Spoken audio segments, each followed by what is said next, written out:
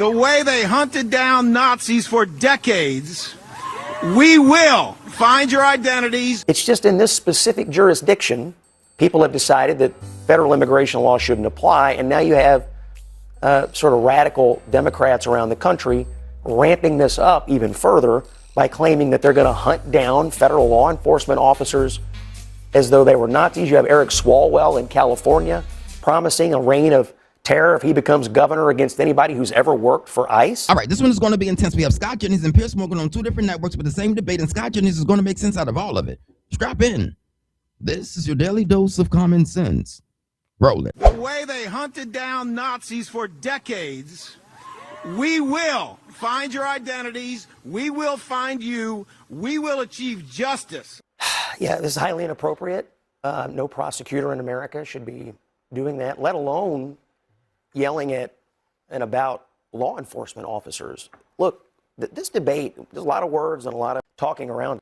We have existing federal law, duly sworn officers that have been ordered by the president to go out and enforce those laws. That's really all the debate is about here. And in most jurisdictions, these laws are being enforced quite amicably. There are no incidents. Transfers are happening. People are being deported that have a reason to be deported. It's just in this specific jurisdiction, people have decided that federal immigration law shouldn't apply, and now you have sort of radical Democrats around the country ramping this up even further by claiming that they're going to hunt down federal law enforcement officers as though they were Nazis. You have Eric Swalwell in California promising a reign of terror if he becomes governor against anybody who's ever worked for ICE. I mean, This kind of division and this kind of threat against people who basically signed up to enforce the law and do public service, it's outrageous. And any Democrat ought to be able to sit here and say, this is way over the line. Yeah, look, I think the video that we've seen adds context to what he was probably doing over a period of time. I think the narrative has been that he was just an innocent protester or some sort of an observer.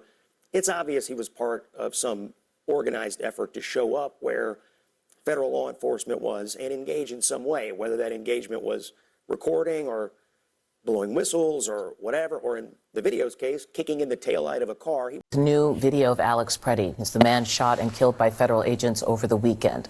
But this video is from another encounter that was more than a week before he was gunned down.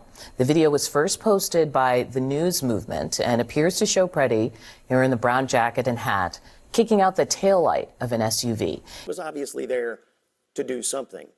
That doesn't supersede the need to have an investigation of the shooting. I support an investigation of the shooting.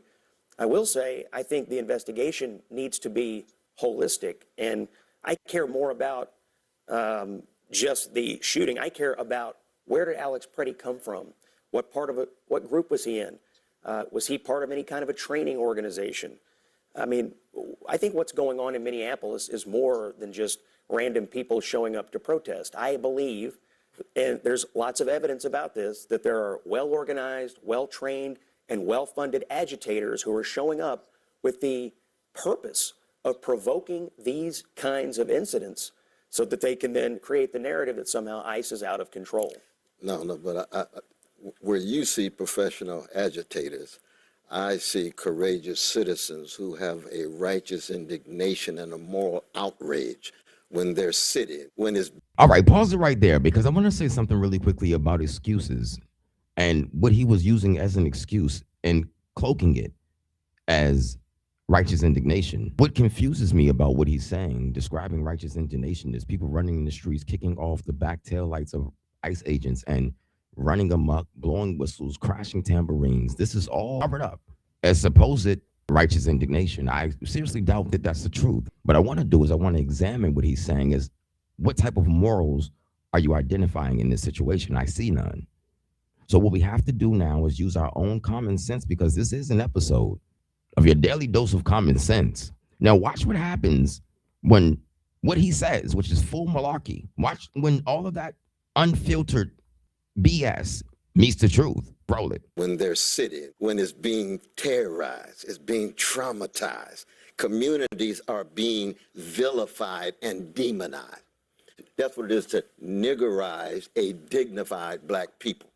make sure that they are intimidated, terrified, full of fear, and not able to straighten their backs up. So when you niggerize a whole country, you start treating all of your citizens the way black folk are. Okay, this is getting utterly and completely despicable. It's hard to listen to when someone has been victimized and they are in the place of playing the victim their whole life, their entire life. This is what they sound like. This guy, Dr. Cornelius, has his fro up and he looks like he's been playing a slave role his whole entire life. Roll the clip. Been treated for 250 years. We're talking about something huge at stake. It does seem that we are at a critical moment where there's a real question about whether ICE needs to be reined in. That's a question being asked by Republicans and by Democrats. And if so, how?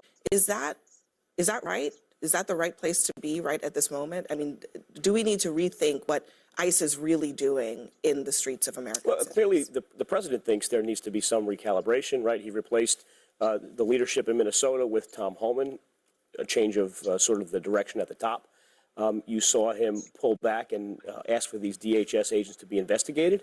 Ultimately, though, the president's goal, and I think Tom Homan's mission, is to get compliance in the jails, in the system, in the prison system in Minnesota. Right? This is not a crisis of anything but a crisis of cooperation, where for the most part you have other states where the number of ICE detainees is 10, 11, 12 times higher than in Minnesota, where there is zero incident. Texas, more than 10 times more ICE detainers in Texas, yet zero incidents. No one's getting shot. What I read today was there are red states that are actively detaining and having the police department and everybody else cooperate so they can do their job. They have illegal immigrants detained and jailed through a proper process because everybody else is cooperating. Everyone is cooperating in the red states. They have twice as much illegal immigrants detained than Minneapolis. This is the difference. I say just leave them alone and let them burn their own city down like Portland, Oregon. Roll it. There are 200 undocumented immigrants, non-citizens, in Minnesota prisons. Is that what you're talking about? 1,361 detainers. Okay, that's of hold people on. that were actually arrested at some point and then released. I'm not saying who's in jail what now. exactly do you want the governor to do? You want the governor to go to those people's houses, take them out of their homes, and hand them over to ICE? As they what were would arrested, you like them to do? An ICE detainer means as they were Over arrested. the course of what That sounds great to me, Abby. Actually, that probably was one of the best ideas you had your whole entire career. Roll it. period of time? Over the past Joe? year. Well, I mean, don't you think that's relevant information? It's working in Texas. 1,300. Hold on. In Texas, they got 17,696. I'm just concerned about the factual information here. You're talking about a list of 1,300 people. There are only 200 non-citizens in the prisons. The Hennepin County Jail. That's because the police aren't cooperating, Abby. It's hard for her to understand. It's like she has no register upstairs. There's nothing ringing. The ICE agents are being cooperated with in other states and other cities in the country. Roll it. Which doesn't cooperate with ICE, has a max capacity of about 600 people. So where are these 1,300 people? How long have they been since they've been in some prison? You can't throw out that number and say, there are 1,300 people that are in prisons and they won't let them have it. But in 2025, 4,855 ICE detainer requests were issued in Minnesota in 2025. Of that, Department of Homeland Security is saying 1,360 people are still in custody somewhere in the state of Minnesota. You said the number was 350 in the state prisons. I have no reason to doubt that. He came with the facts and only facts. Roll it. But that means there are another 1,000 in different counties, city jails that could be detained and through an ICE detainer. So, sure. I mean, it said all they want to do is get all the active people with warrants, people who are incarcerated, and get them turned over for immediate deportation. They want to get a transfer of all criminal illegal aliens arrested by state and local police. They would like an assist in detaining criminal illegal aliens if it's warranted. What does that mean? The police to detain? I don't know. How about if I have shovels by? Yes, Abby, we want the police to do their job, and part of their job is to detain unlawful citizens and illegal immigrants if they're supposed to be detained. The criminals are supposed to be detained. If the police were doing their jobs, then we wouldn't need the ICE agents to show up in droves. Three illegal aliens. Maybe the police show up and help out. I'm legitimately asking, is that what so you're talking about helping them in their interactions with the public or helping them by going to actually detain undocumented immigrants? I think if an ICE agent is trying to detain an illegal alien and they come under attack, it would be good if the police would help. Now, I talked to and interviewed Todd Lyons, the director of ICE, last week. He told me that he believes the Minneapolis police have been ordered specifically not to help ICE agents if they are being attacked. So you have a law enforcement agency. He believes that, or he knows that? He told me that's what was going on. I mean, right now they're being outnumbered. That's what That's what he told me. This debate, there's a lot of words and a lot of. If you're looking at Minneapolis, Minnesota, and you're listening to Tim Walz and Fry, you're going to know immediately, unless you have no consciousness, no mind, and no logic, and no ability to think, you would know for sure that someone is telling someone not to cooperate with the ICE agents. Matter of fact, Tim Walz said it out loud. We have Ilhan Omar, who's going to the ICE agents protesting on her own, and she's trying to ramp up her base and ramp up her audience. This is what's going on in Minneapolis, Minnesota. They're resisting. Fry, Tim Walz, and Omar are resisting the ICE agents, and they're doing that out loud in public. And so, of course, everyone else is going to follow suit in Minneapolis, Minnesota. They're there for the Somalians. They're there for the fraud. And that's it. Anything else, they won't support it. Roll it. Talking around it. We have existing federal immigration law. We have law enforcement agencies, duly sworn officers that have been ordered by the president to go out and enforce those laws. That's really all the debate is about here. And in most jurisdictions, these laws are being enforced quite amicably. There are no incidents. Transfers are happening. People are being deported that have a reason to be deported. It's just in this specific jurisdiction, people have decided that federal immigration law shouldn't apply. And now you have sort of radical Democrats around the country ramping this up even further by claiming that they're going to hunt down federal law enforcement officers as though they were Nazis. The way they hunted down Nazis for decades, we will find your identities. We will find you. We will achieve justice. You have Eric Swalwell in California promising a reign of terror if he becomes governor against anybody who's ever worked for ICE. Minneapolis is not the only sanctuary jurisdiction. But it's in the only America. city in chaos. It is not the only Because city. of ICE city that has It's the only city that has It's the only city. Hold on, is it the only sanctuary city in America? No, but it's the only city in chaos. Is it the only place where ICE has 3,000 forces? Tim Walz is governor. Well, most of the blue states that are run by Democrats are sanctuary cities, and those sanctuary cities allow illegal immigration, chaos, and destruction all over the place. This is what they condone and endorse. In order to get more votes, you have to have more chaos, poverty, and more illegal immigrants, basically, in your city. This is why the Democrat Party is consistent, and they insist on no ICE, no immigration, no deportation for the illegal immigrants or for the violent criminals. They don't plan on deporting anybody because those people that they're going to deport are going to vote for them in the near future. Roll it. Yes. The only city where Tim Walz is governor, really? Minnesota is the only state with walls. Okay. Minneapolis is the only city with Minneapolis Fry. Listen, Minneapolis is not the only sanctuary city. There are sanctuary I didn't say that it jurisdictions was. all across the country. The only thing that is different about Minneapolis They have is that Fry. Trump sent They have walls. 3,000. And this is where the conversation shifts. Scott Jennings just talked about accountability. Now watch how Piers Morgan talks about the same issue and the conversation explodes with raw emotion because he talks about the left and how they're full of hypocrisy. Roll it. Merely You holding guys a are phone so is justification to emasculated. react. Who said that it's justified for somebody to spray something? We're talking about a specific incident where a man had a gun. They had a reason to believe that he was armed and he had a dangerous. gun in his Oh, I'm holster. so He was scared. holding a phone. He was holding a Can we phone. talk about Never get over masculinity your for a life. second, Piers? That- I'd like to What- what talk you say about he had a phone? masculinity He for had a a gun second. on him. I Did he would not have too. a gun on him? I would too. Did he not have a gun on? Brian back in. I want to play a clip of Jimmy Kimmel last night. And to the people of Minneapolis, to the Preddy family and the Good family, and these people who were looking out for their neighbors, we want you to know that we are with you and you are not alone.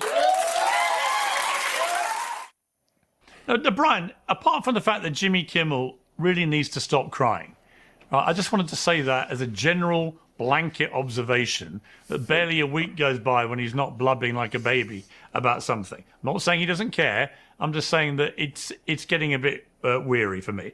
But also, I don't remember him crying when Barack Obama was president. There's a clip doing the rounds today of Obama talking in really tough language. First, we'll build on our progress at the border with additional resources for our law enforcement personnel. so that they can stem the flow of illegal crossings and speed the return of those who do cross over. We'll take steps to deal responsibly with the millions of undocumented immigrants who already live in our country. I want to say more about this third issue because it generates the most passion and controversy. Even as we are a nation of immigrants, we're also a nation of laws. Undocumented workers broke our immigration laws, and I believe that they must be held accountable.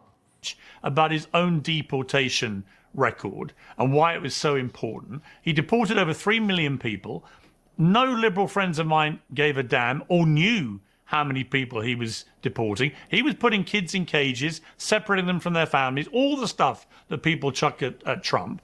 But it was never an issue throughout those 8 years. He was the biggest deporter of people in the history of the United States in terms of pro rata per year as a president. So there's been a massive double standard there. And I can't help but think that one of the reasons is the liberal skewed media, which it is. I've worked in it.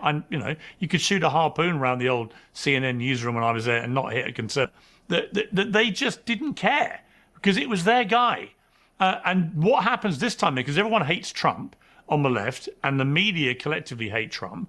So they fire everything up. Then it becomes a huge thing. Then you have people going out in the streets and protesting because they've been whipped up by the media. This is not a debate. You can't argue with the facts that Piers Morgan is laying on the table.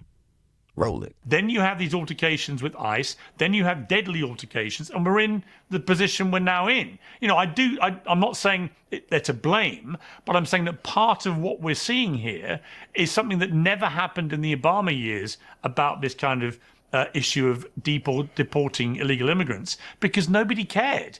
And my question for you is, all right, we can have Jimmy Kimmel blubbing on TV about it because he cares so much. Why didn't he care the same way when Obama was doing this? And did you care? All right, here's the irony. When Obama said it, it was called leadership.